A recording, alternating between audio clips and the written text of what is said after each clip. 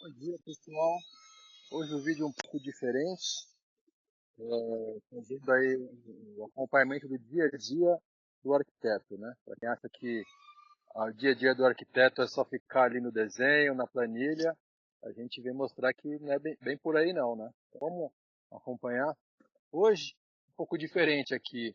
O perfil do cliente é um cliente que vai fazer uma casa numa área bem preservada, verde, né? Então todo o condomínio aqui tem essa pegada de preservação, né?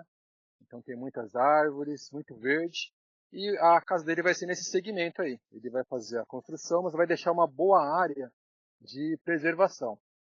Vamos ver se o nosso drone consegue seguir a gente aí por dentro aqui da mata, que não vai dar interferência, né? Opa! Ele disse que tem inteligência artificial aí, né? Vamos ver se tem mesmo. Vem pra cá. Opa! Começou a enroscar já. É um terreno de 1.065 metros e tem algumas árvores que vão ser mantidas e tem umas que precisam ser preservadas mesmo para a gente dar andamento no processo, né? Eu não sei se eu vou conseguir avançar muito aqui, porque a mata é fechada. Mas ao fundo aqui a gente vai ter um bosque. Não sei se vai dar para ver no fundo com uma pista de caminhada, né?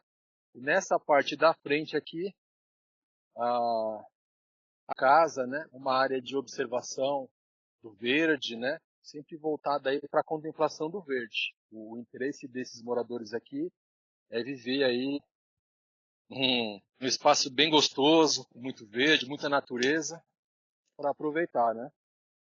E acho que por aí, por hoje é isso aí. Vem cá, drone.